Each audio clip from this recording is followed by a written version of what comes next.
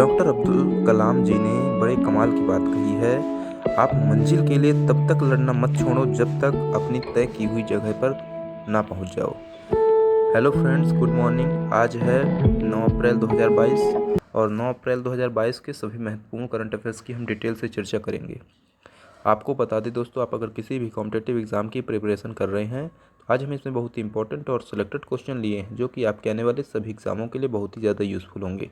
तो चलिए दोस्तों स्टार्ट करते हैं सबसे पहले आज के अपने इम्पोर्टेंट प्रश्न के साथ। और पहला महत्वपूर्ण प्रश्न क्या है दोस्तों, भारत और किर्गिस्तान के बीच संयुक्त विशेष बल अभ्यास का नया संस्करण कहाँ समाप्त हुआ है। दोस्तों आपको ध्यान रखना है, इसका राइट आंसर हो जाएगा बकलोह, जो कि कहाँ है, हिमाचल प्रदेश में।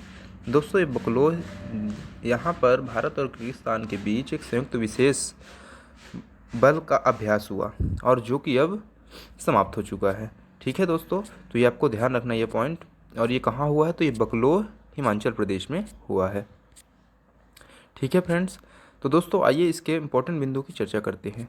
दोस्तों आपको ध्यान रखना है कि 6 अप्रैल 2022 को भारत और किर्गिस्तान के बीच संयुक्त विशेष बल अभ्यास का 9वां संस्करण समाप्त हुआ। संस्करण कौन सा था, तो 9वां संस्करण था।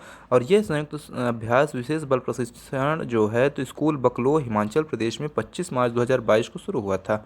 आपको बता दें दोस्तों कि भारत और किर्गिस्तान के बीच एक सैन्य अभ्यास खंजर आयोजित किया जाता है। तो खंजर नामक एक सैन्य अभ्यास होता है जो आयोजित किया जाता है, इसे आपको ध्यान रखना है।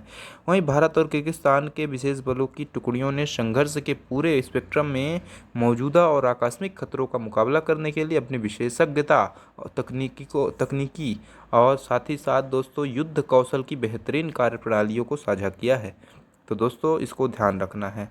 भारत भाग लेने वाले विशेष बलों की दृष्टिकोण देखा जाए दोस्तों, इनके बीच विशेष कौशल और तकनीकों को साझा करने के अलावा अन्य कार्यों को भी किया गया है। जैसे संयुक्त प्रशिक्षण ने भारत और किर्गिस्तान के बीच मौजूदा जो रिश्ते हैं उसे भी मौजूद हुए हैं, तो इससे ये भी फायदा हुआ है। ठीक है फ्रेंड्स, बढ़ते हैं अगले प्रश्न की ओर। दोस्तों अगले प्रश्न से बढ़ने से पहले दोस्तों आ गया हमारा जीके बूस्टर। और आज का जीके बूस्टर क्या है दोस्तों, भारत और विश्व के देशों के बीच सेना के जो युद्ध अभ्यास होते हैं आज हम आपको वो कवर करने वाले हैं। ठीक है दोस्तों, तो खंजर नामक का युद्ध अभ्यास अभी आपने देखा, खंजर हमने बताया था कौन सा, किसके, भारत और किर्गिस्तान के बीच होता है। आइए दोस्तों आज हम आपको जीके बूस्टर में बताते हैं प्रमुख युद्ध अभ्यासों को। दोस्तों गरुण युद्ध अभ्यास ये भारत और फ्रांस के बीच आयोजित होता है। हैंड इन हैंड की बात करें तो ये भारत और चीन के मध्य आयोजित होता है। इंद्र अभ्यास भारत और रूस के बीच होता है। जिमेक्स, ध्यान रखना है आपको, जिमेक्स अभ्यास भारत और जापान के बीच होता है। मालाबार अभ्यास की बात करें तो ये भारत और अमेरिका के बीच होता है। भारत और अमेरिका के बीच होता है मालाबार। सेड अभ्यास, ये जो सेड होता है तो भारत, जापान और चीन के नौसैनिक बलों के द्वारा ये आयोजित किया जाता है। सूर्य किरण भारत और नेपाल के द्वारा। वरुण और गरुण, आपको ध्यान रखना, वरुण और गरुण जो है फ्रांस और भारत के मध्य होते हैं। सिम्बेक्स अभ्यास की बात करें तो ये गणतंत्र सिंगापुर नौसेना के साथ भारतीय नौसेना अभ्यास करती है। कोंकण अभ्यास भारतीय नौसेना और ब्रिटेन की रॉयल नेवी के साथ आयोजित किया जाता है। ऑसी इंडेक्स ये भारतीय और ऑस्ट्रेलियाई नौसेना के बीच आयोजित होता है। इंद्रधनुष अभ्यास की बात करें तो इंद्रधनुष अभ्यास भारत और ब्रिटेन की वायु अभ्यास होती है ये, और ध्यान रखना है इसको। नोमैडिक एलिफेंट ये मंगोलिया के साथ होता है और भारतीय सेना का अभ्यास होता है ये। इक्वेरिन मालदीव और भारत के बीच होता है। गरुण शक्ति भारत और इंडोनेशिया। ठीक, वहीं मित्र शक्ति की बात करें तो भारत और श्रीलंका। नसीम अल बह भारत और ओमान, नसीम अल बह ध्यान रखना है, भारत और ओमान के बीच होता है। स्लिनेक्स ये किसके बीच होता है, तो भारत और श्रीलंका के बीच स्लिनेक्स।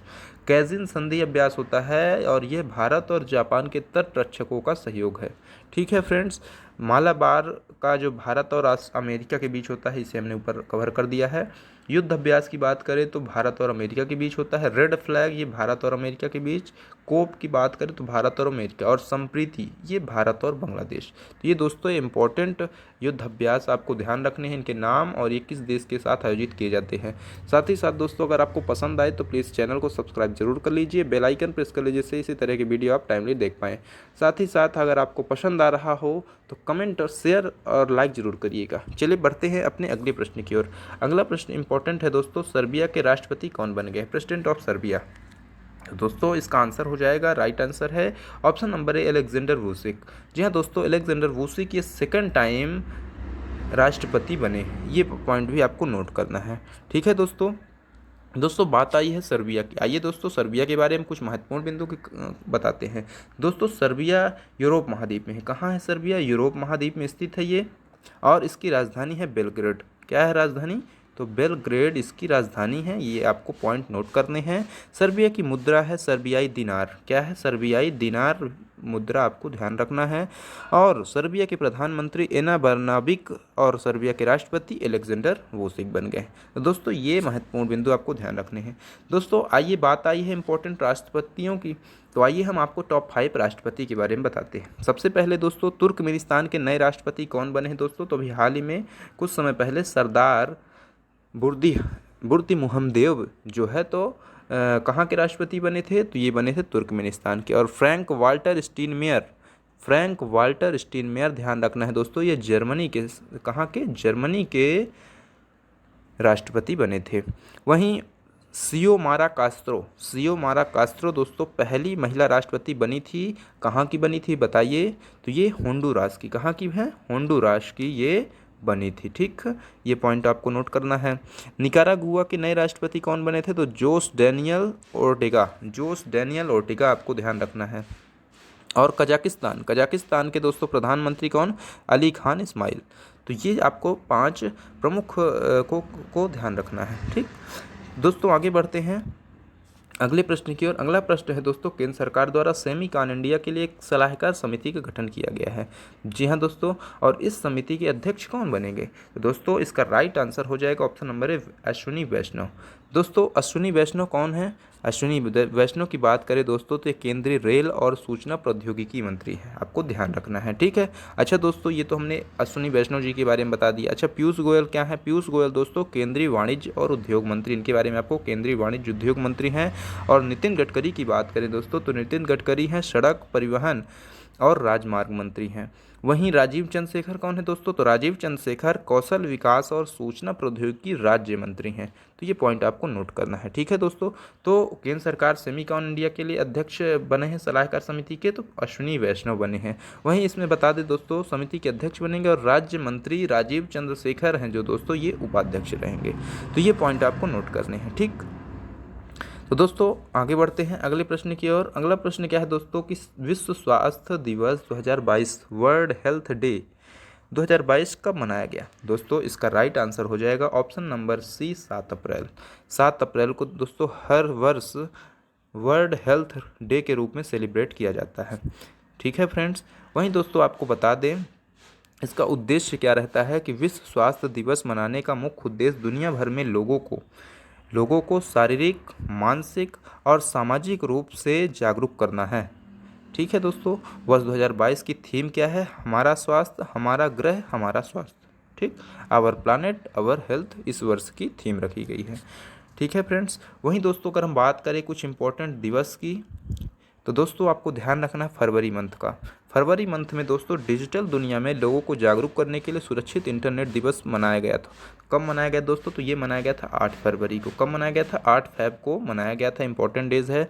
राष्ट्रीय उत्पादकता दिवस 2022 कब मनाया गया, तो ये 12 फरवरी को मनाया गया था राष्ट्रीय उत्पादकता दिवस। ठीक, वहीं दोस्तों महिलाओं के लिए शून्य सहिष्णुता का अंतर्राष्ट्रीय दिवस 2022 मनाया गया। कब मनाया गया, तो 6 फरवरी को मनाया गया और इस वर्ष थीम थी no time for global inaction, unite fund and act to end female genital mutilation. ठीक, ये इंपॉर्टेंट थीम आपको ध्यान रखनी है। वहीं भारतीय राष्ट्रीय महिला दिवस 2022 दोस्तों भारतीय राष्ट्रीय महिला दिवस सरोजिनी नायडू की जयंती होती है और 13 फरवरी को मनाया जाता है। कब मनाया जाता है, ये 13 फेब को मनाया जाता है। विश्व रेडियो दिवस दोस्तों कब मनाया जाता है, तो ये 13 फरवरी को विश्व रेडियो दिवस भी मनाते हैं। और इस वर्ष की रेडियो दिवस की थीम थी रेडियो एंड ट्रस्ट। ठीक, आगे बढ़ते हैं दोस्तों। अगला इंपॉर्टेंट प्रश्न है कि 30वें प्रतिष्ठित सरस्वती सम्मान से किसे सम्मानित किया गया। दोस्तों आपको ध्यान रखना है 30वें प्रतिष्ठित जो सरस्वती सम्मान है इससे सम्मानित किया गया है श्री रामदरस सिंह जी को। इसका राइट आंसर हो जाएगा option number D, Ramdaras Singh. दोस्तों आपको बता दें कि के बिरला फाउंडेशन के द्वारा कविताओं के संग्रह मैं तो यहाँ हूँ के लिए इन्हें 30वें प्रतिष्ठित सरस्वती सम्मान से सम्मानित किया जाएगा। ठीक है दोस्तों। वहीं दोस्तों आपको बता दें कि 1991 में सरस्वती सम्मान इस्टेब्लिश हुआ था और ये प्रतिष्ठित साहित्यिक पुरस्कारों में से एक है। यह हर साल किसी भारतीय नागरिक द्वारा किसी भी भारतीय भाषा में लिखे गए पिछले 10 वर्षों के भीतर प्रकाशित उत्कृष्ट साहित्यिक कृति को दिया जाता है। ठीक है दोस्तों। आइए कुछ महत्वपूर्ण पुरस्कारों को आपको रिवाइज करवाते हैं दोस्तों। जैसे सबसे पहला है दोस्तों, आपको ध्यान रखना है कि प्रित्जकर पुरस्कार 2022। तो ये किसने जीता है दोस्तों? तो ये डायविडो फ्रांसिस केरे ने जीता है। ठीक है, डायविडो फ्रांसिस केरे जी ने जीता है। वैज्ञानिक अनुसंधान में उत्कृष्ट कार्य के लिए 31वें GD बिरला पुरस्कार सम्मानित किया गया है दोस्तों। तो नारायण प्रधान को किसे किया गया है? तो नारायण प्रधान राइट आंसर है। अंतर्राष्ट्रीय साहसी महिला पुरस्कार 2022 से दोस्तों रिजवाना हसन को सम्मानित किया जाएगा। वहीं दोस्तों हम बात करें प्रतिष्ठित वोल्ट्जमान पदक की, तो दोस्तों इनसे भारतीय सम्मानित होंगे और इनका नाम है दोस्तों दीपक धर। ठीक है ना, तो ये ध्यान रखना है। उर्दू भाषा के लिए साहित्यिक अकादमी पुरस्कार सम्मानित किया जाएगा और इनका नाम है चंद्रभान ख्याल। तो ये पॉइंट आपको नोट करने हैं। ठीक दोस्तों, बढ़ते हैं अगले प्रश्न की ओर। अगला प्रश्न इंपॉर्टेंट है दोस्तों, डेवलपमेंट क्रेडिट बैंक के नए MD और CEO कौन बने हैं? दोस्तों इसका राइट आंसर हो जाएगा मुरली मनोहर। कौन बने दोस्तों? मुरली मनोहर नटराजन जी बने। ठीक है दोस्तों, तो मुरली मनोहर जी Murli Manohar Natarajan development credit bank के MD और CEO बने हैं। ठीक है फ्रेंड्स, आइए इसकी इंपॉर्टेंट बिंदु की चर्चा करते हैं। सबसे पहले आपको ध्यान रखना है कि दोस्तों इसकी स्थापना कब हुई थी डेवलपमेंट क्रेडिट बैंक की? तो 1930 में इसकी स्थापना हुई थी और इसका मुख्यालय मुंबई में है। कहाँ है दोस्तों? मुंबई में इसका मुख्यालय है, महाराष्ट्र में जो कि है। आइए दोस्तों कुछ इम्पोर्टेंट नियुक्ति जैसे MD और CEO की रिवाइज करवाते हैं आप लोगों को। जैसे ICICI बैंक के MD और CEO कौन बने थे? दोस्तों इसका आंसर हो जाएगा संदीप बख्शी। कौन थे दोस्तों? संदीप बख्शी इसका राइट आंसर हो जाएगा। केनरा बैंक के MD CEO कौन है दोस्तों? तो लिंगम वेंकट प्रभाकरन हैं। वहीं भारतीय औद्योगिक विकास बैंक के managing director and chief executive officer कौन है दोस्तों? तो राकेश शर्मा जी हैं। जम्मू कश्मीर बैंक के कौन बने दोस्तों? तो बलदेव प्रकाश हैं। बलदेव प्रकाश आपको ध्यान रखना, जम्मू एंड कश्मीर के MD CEO। और RBL बैंक की MD CEO है राजीव आहूजा। ये दोस्तों आपको ध्यान रखना है सभी। तो ये इंपॉर्टेंट MD और CEO थे दोस्तों, इसके बारे में आपको अच्छे से नोट करनी है।